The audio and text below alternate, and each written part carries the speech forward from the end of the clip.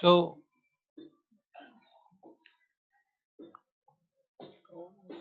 इन comprehensive writing है ना, comprehensive writing में हमको कुछ चीज़ों का ध्यान रखना पड़ेगा, स्पेशली उन चीज़ों का जो कि स्टैंडर्ड 10 में भी हमको आएंगी। स्टैंडर्ड 10 के पेपर में अभी हमको दिखता है कॉम्प्रिहेंसिव राइटिंग में,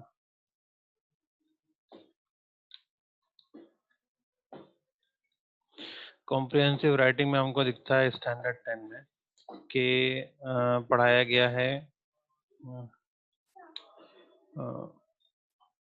लेटर राइटिंग।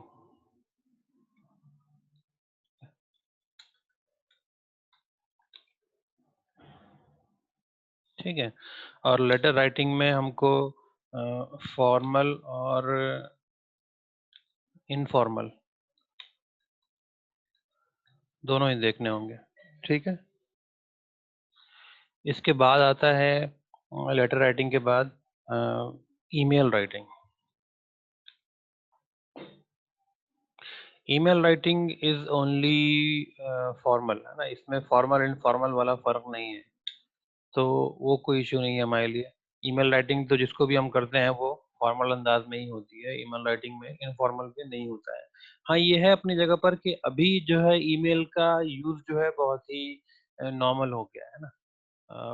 बच्चे अपनी चीज़ों को ईमेल के ज़रिए से बता देते हैं। अभी हिंदुस्तान में नहीं हुआ है उतना, पर अराउंड द वर्ल्ड उसमें बहुत सारे चेंजेस आ गए हैं, किस तरह से कौन सी चीज़ यूज़ होती थी। पर हम ईमेल राइटिंग को फॉर्मल राइटिंग के तौर पर ही लेंगे। पर जिस तरह से लेटर राइटिंग है उसी तरह से ईमेल राइटिंग भी है। लेटर राइटिंग आप एक हार्ड कॉपी पे लिख रहे हो, और ईमेल राइटिंग में आप एक सॉफ्ट कॉपी पे लिख रहे हो, तो that is the difference basically actually.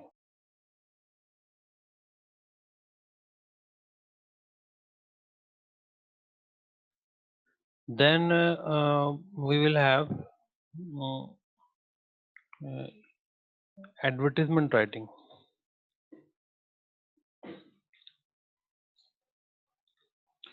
Advertisement writing, और एडवर्टाइजमेंट राइटिंग शायद आपके लिए नया हो, या हो सकता है नाइस सर ने आपको कराया हो, तो उसको भी हम देख लेंगे। एडवर्टाइज कैसे किया जाता है, किसी चीज़ का एडवर्टाइजमेंट बनाना है, लेट्स से कि कोई प्रोडक्ट है उसका एडवर्टाइजमेंट बनाना है, तो हम किस तरह से उसको एडवर्टाइज करेंगे। फिर एडवर्टाइजमेंट राइटिंग हो जाएगा, और उसके बाद रहेगा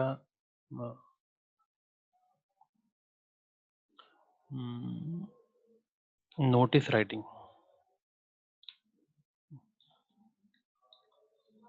ठीक है, नोटिस राइटिंग आएगा। नोटिस राइटिंग का मतलब आप एडवर्टाइजमेंट राइटिंग में तो आपने कोई एडवर्टाइजमेंट देना है, वो एडवर्टाइजमेंट कैसे कैसे देना है, उसमें क्या क्या चीज़ें रहेंगी मेंशन होगी, वो चीज़ें आप मेंशन करेंगे। नोटिस राइटिंग में आपको कोई नोटिस, कोई चीज़ नोटिफाई करवानी है कि हाँ भाई ये रोड जो है ये ब्लॉक रहेगा कुछ दिनों तक के लिए, या फिर ये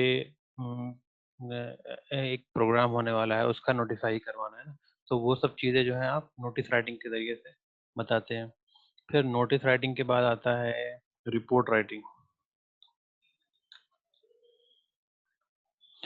रिपोर्ट राइटिंग, मान लीजिए कोई इंसिडेंट हुआ, कोई कोई प्रोग्राम हुआ, आपने उसकी रिपोर्ट तैयार करनी है। ज़रूरी नहीं है कि कोई प्रोग्राम ही हो, आप किसी टूर पे गए, आपने उसकी रिपोर्ट तैयार की, तो वो रिपोर्ट राइटिंग होता है। उसको कैसे लिखना होता है, क्या नेचर होता है उसका, वो सब भी हम प्रैक्टिस करेंगे इंशाल्लाह। फिर रिपोर्ट राइटिंग के बाद अभी का जो 10th का जो फॉर्मेट है उसके हिसाब से मैं आपको चीज़ें बता रहा हूँ, ज़रूरी नहीं है कि नेक्स्ट ईयर सेम रहे। रिपोर्ट राइटिंग के बाद होगा फिर एस्से राइटिंग।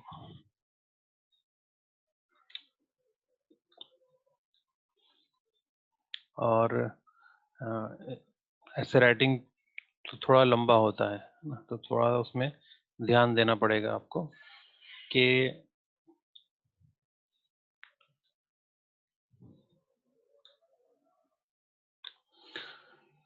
उसकी लेंथ जो है वो 250 वर्ड्स के आसपास ही रहना चाहिए, इतना आपको लिखना सीखना पड़ेगा। इसके लिए सबसे इम्पोर्टेंट है आपका पैराग्राफ राइटिंग सीखना। किसी भी चीज़ के ऊपर पैराग्राफ लिखना हो तो कैसे लिखेंगे वो सीखना बहुत इम्पोर्टेंट है। फिर इसके बाद आता है, ऐसे राइटिंग के बाद आता है स्टोरी राइटिंग।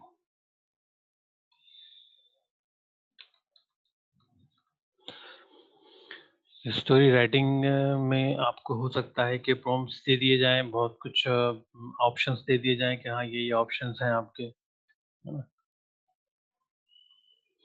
अ, और ऐसा भी हो सकता है कि आपको एक टाइटल दे दिया जाए, ऐसा भी हो सकता है कि आपको स्टोरी की बिगिनिंग दे दी जाए। वो सब चीज़ें स्टोरी राइटिंग का ही पार्ट होती हैं, है ना। पर कंप्लीटली ऐसा फ्री नहीं होता है कि हाँ ये लिखिए, बस बैठ जाइए स्टोरी लिख के दे दीजिए हमको, एक ऐसा बिल्कुल नहीं होता है। तो जब भी कोई स्टोरी राइटिंग का क्वेश्चन आएगा तो उसके अंदर ये चीज़ ज़रूर रहेगी कि आपको अ, एक ख़ास जो लिमिट है उसका ध्यान रखते हुए ही करना होगा। तो ये जो है, ये आप अपने पास इसको नोट कर लीजिए कहीं पे कि ये सब चीज़ें लेटर राइटिंग, फॉर्मल, इनफॉर्मल, तो ये 2 तरह के लेटर हुए, ठीक है? फिर हुआ ईमेल राइटिंग, फिर हुआ एडवर्टाइज़मेंट राइटिंग, फिर हुआ नोटिस राइटिंग, फिर रिपोर्ट राइटिंग, एस्से राइटिंग, स्टोरी राइटिंग। इसको लिख लीजिए ज़रा 2 मिनट में जल्दी से अपने पास तो, एवरीवन।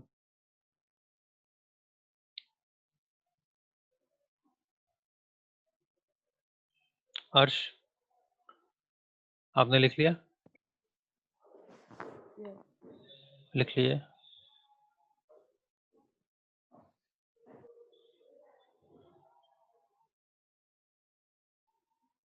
अपनी नोटबुक और टेक्स्ट बुक लेकर बैठा कीजिए अपने पास, अपना पूरा स्कूल का बैग एक तरह से ये सोच के बैठा कीजिए कि मैं स्कूल में ही बैठा हूँ। तो उससे क्या है ना, दिमाग जो है ना पूरी तरह पढ़ाई में ही लगा रहेगा। ऐसा नहीं होगा कि मैं टेम्परेरी बैठ गया हूँ यहाँ पे कुछ ऐसी करने के लिए।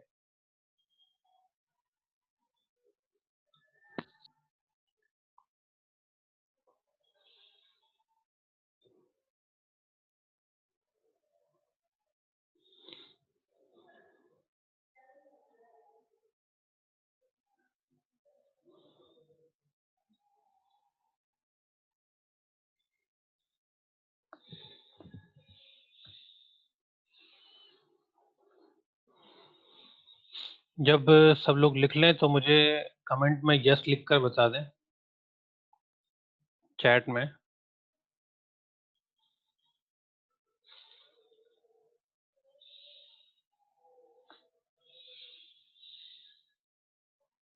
चलिए, वेरी गुड। रूही का हो गया कंप्लीट, सुफियान का भी हो गया, शाबाश। उमर का भी हो गया, वेरी गुड उमर।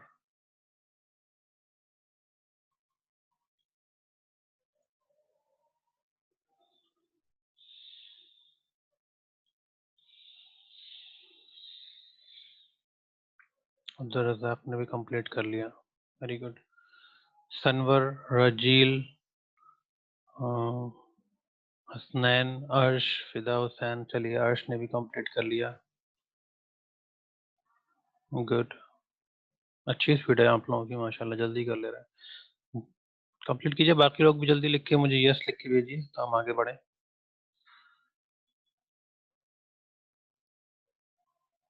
सनवर ने भी कर लिया, very good Sanwar.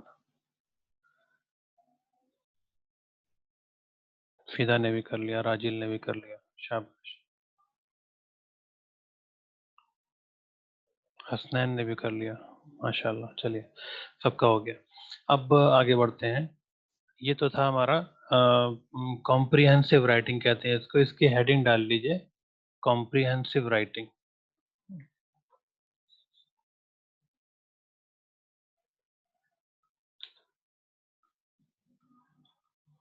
Comprehensive writing का इसको हेडिंग दीजिए इसको, ठीक है।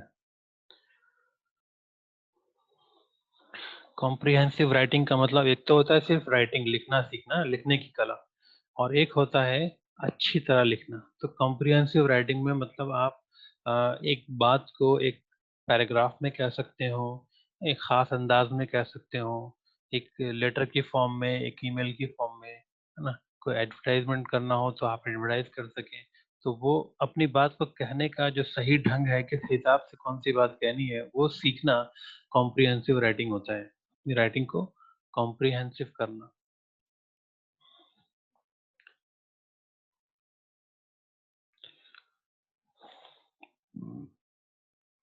तो ये हो गया आपका कॉम्प्रिहेंसिव राइटिंग, ठीक है?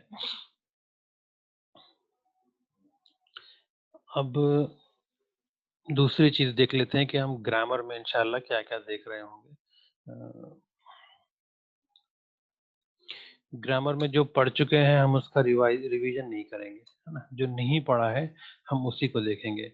जैसे हम देखेंगे पार्ट्स ऑफ स्पीच जो पढ़ चुके हैं मतलब जो इस साल पढ़ा है हमने, ग्रामर के कई सारे पॉइंट्स हमने इस साल पढ़े हैं, है ना?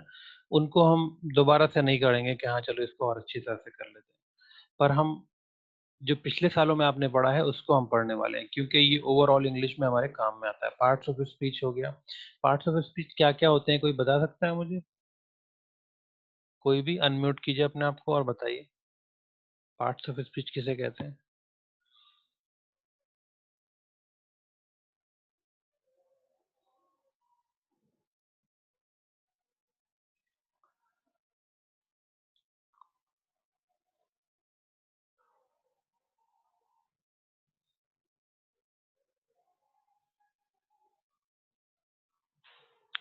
पार्ट्स ऑफ स्पीच कहते हैं noun, pronoun, verb, adverb, adjective, preposition, conjunction, है ना?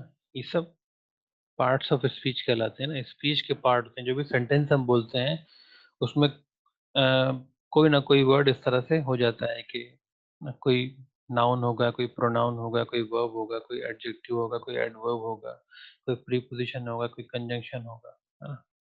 तो ये सब चीज़ें जो हैं, ये हम पहले पढ़ेंगे और उसके बाद आएगा पार्ट्स ऑफ स्पीच के बाद आएगा अ, अ, उम, टेंसेस।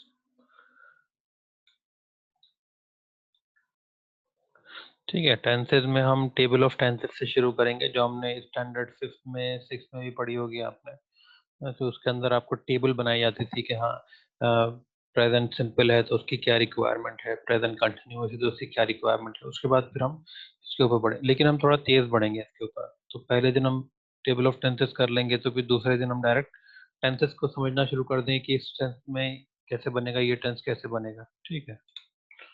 और टेबल ऑफ टेंसेस के बाद हम ले लेंगे कॉम्प्रिहेंसिव राइटिंग तो हो गई हमारी। फिर इसमें कुछ ख़ास चीज़ें ले लेंगे, जैसे कि एक्टिव पैसिव। एक्टिव पैसिव के बाद हम ले लेंगे मतलब ये ज़रूरी नहीं कि सीक्वेंस ही रहे डायरेक्ट, इनडायरेक्ट ले लेंगे, ठीक है? और फिर एक और भी चीज़ है जो आपने लास्ट ईयर पढ़ ली है, पर इस साल हम उसको दोबारा से देखेंगे एक बार कंडीशनल सेंटेंसेस, ठीक है? कंडीशनल सेंटेंसेस भी हम देख लेंगे। और इन सब के लिए मैं ज़्यादा टाइम नहीं निकाल रहा हूँ। हम इसके ऊपर वर्क करेंगे about 1 month, 1 and half month. तो अभी हमारा समझिए कि दिसंबर हाफ हो गया है, तो हम जनवरी के एंड तक इसी के ऊपर ही रहेंगे। मतलब जो चीज़ें हमने पहले डिस्कस की और जो अभी डिस्कस किया हम इसके ऊपर रहेंगे जनवरी के एंड तक। लेकिन मीनव्हाइल जब हम ये काम कर रहे होंगे, तो हम अपना होमवर्क जो हमारा रह गया है, काफ़ी सारे स्टूडेंट्स का होमवर्क रह गया है ना? तो वो होमवर्क कंप्लीट चाहिए मुझे और उसके लिए मैं आपको स्कूल बुलाऊँगा। स्कूल आकर आपको वो होमवर्क सबमिट करके जाना होगा, ठीक है? तो जिन लोगों का नहीं हुआ है, ऐसा नहीं कि उनको टाइम नहीं मिलेगा, हम टाइम भी देंगे और समझाएँगे भी कैसे होगा ये होमवर्क, है ना?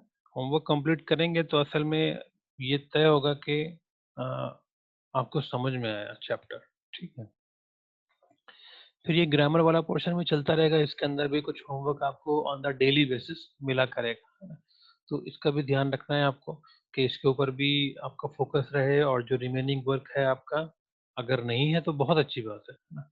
अगर रिमेनिंग वर्क है तो उसको जल्दी से जल्दी कंप्लीट करना है। अच्छा, हमारे जरा मैं ये भी देख लूँ कि कितने चैप्टर्स हमारे जो है वो कंप्लीट हो गए हैं उसके अंदर।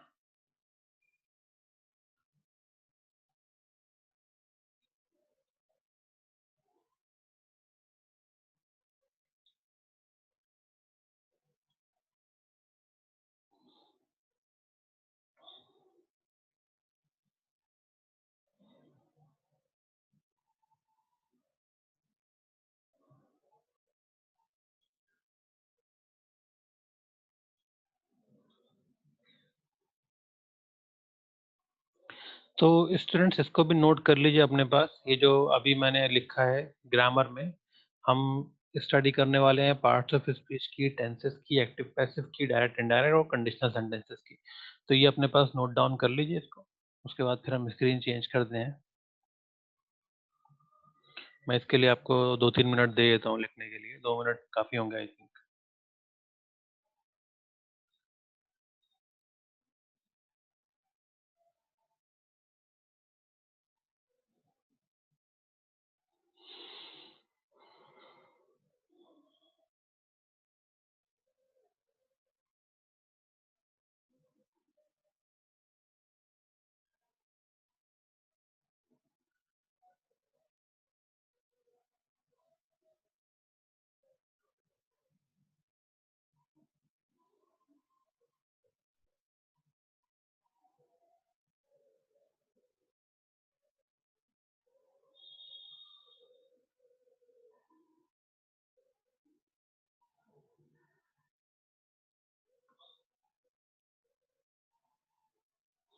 चलिए हम अब आगे बढ़ते हैं।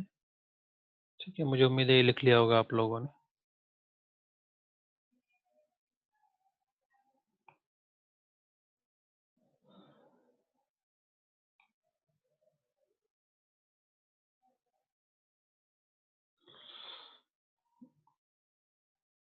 ये आपका 9th का क्लास है और इसके अंदर जो क्लास वर्क मैंने दे रखा है वो चैप्टर नंबर 7 तक ही दिया है अभी, है ना? सॉरी ये, हाँ आपका ही है। अच्छा, आपका तो 7 चैप्टर्स ही कंप्लीट हुआ ना, मैं बार बार कह रहा था 9 कंप्लीट हो गए, पर 7 कंप्लीट हुआ, दैट्स ओके। तो आपके 7 चैप्टर्स तक कंप्लीट हो गए। इसका अभी मैंने एक्सरसाइज नहीं डाली है, तो ये एक्सरसाइज आज अपलोड कर दूंगा मैं। अब जैसे ये पोएम की एक्सरसाइज है, तो इसको टोटल नंबर ऑफ स्टूडेंट्स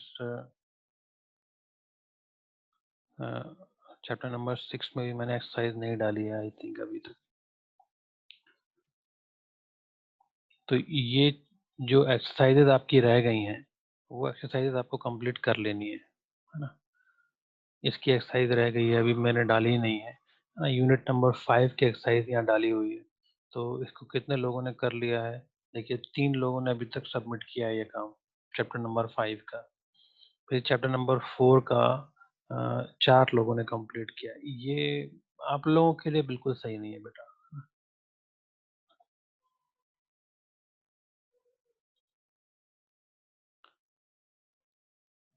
इसके अंदर ये देखिए 8 लोगों ने किया था, 3rd चैप्टर 8 लोगों ने किया था, और 4th चैप्टर में डायरेक्ट वो आधा हो गया, 5th में उससे भी नीचे आ गया। चैप्टर नंबर 2,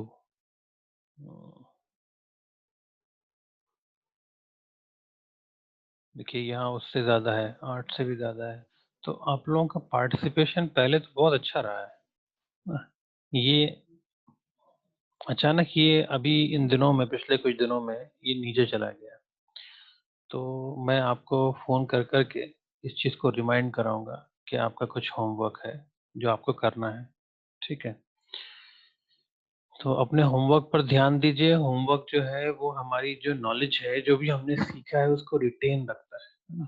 जब भी हम होमवर्क कंप्लीट करते हैं अपना, तो जो हमने क्लास में सीखा है, जब हम होमवर्क टाइमली कंप्लीट करते हैं, तो अभी आप चैप्टर नंबर 6 का करेंगे, मान लीजिए 5th का किसी का रह गया, किसी का 4th का रह गया, तो वो चैप्टर अभी 2 महीने हो गए उसको, 3 महीने 4 महीने भी हो गए होंगे किसी चैप्टर को।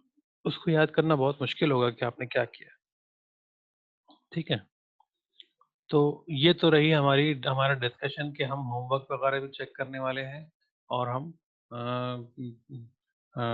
होमवर्क जो है वो स्कूल में बुला लेंगे आपको टेक्स्ट बुक के साथ। आप टेक्स्ट बुक लेकर, नोटबुक टेक्स्ट बुक लेकर आइएगा अपनी। ठीक है? और जिसको कोई प्रॉब्लम हो रही है समझने में, वो समझने के लिए भी आ सकता है। कोई इशू की बात नहीं है उसके अंदर। और हम कोशिश करेंगे कि चीज़ें आपके लिए आसान रहें। बाकी यहाँ पर सब कुछ डाल देते हैं हम लोग, है ना?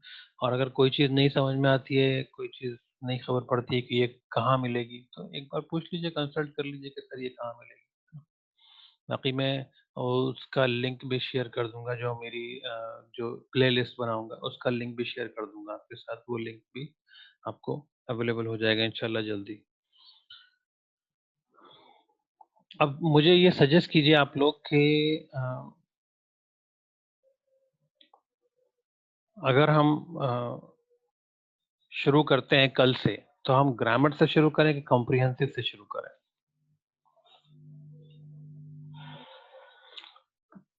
बताइए, किससे शुरू करना चाहिए हमको, ग्रामर से कि कॉम्प्रिहेंसिव राइटिंग से?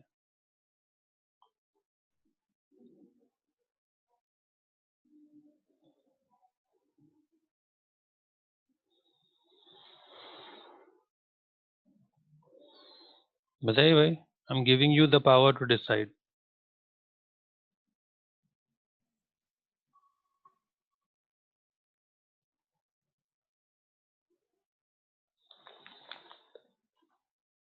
बताइए।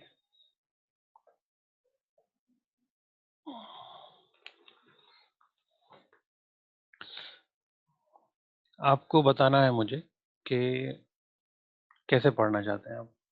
क्या शुरुआत में क्या पढ़ना चाहते हैं, बाद में क्या पढ़ना चाहते हैं?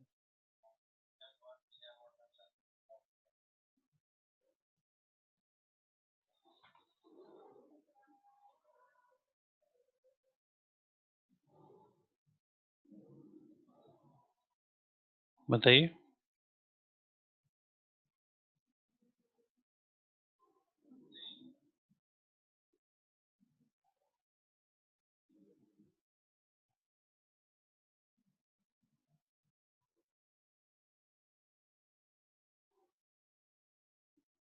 कोई भी आंसर कर सकता है, ऐसा नहीं कि मैं किसी खास स्टूडेंट से पूछ रहा हूँ। चलिए, अब्दुल रज़ाक कह रहे हैं कि ग्रामर पहले होना चाहिए। चलिए, अच्छी बात है। एक ने कहा कि ग्रामर पहले होना चाहिए। और किसी का क्या व्यू है? उमर भी कहते हैं कि ग्रामर पहले हो। चलिए, अच्छी बात है। अच्छा, ग्रामर पहले होने से आप ये मत सोचिएगा कि उसके ऊपर कोई असर पड़ेगा आपका जो कॉम्प्रिहेंसिव राइटिंग है ना? ये जो ग्रामर हम करेंगे ना, ये असल में जो भी ग्रामर हम सीखते हैं, that depends on the practice. If you are not practising, it will not give you anything, है ना? So practice will be required to get the benefit of it. और कोई बताइए भाई। रूही, राजील, हसनैन, आप लोग भी बताइए। फिदा हुसैन, क्या होना चाहिए पहले? अर्श भी कह रहे हैं चलिए ग्रामर होना चाहिए। वेरी गुड, कोई बात नहीं। चलिए,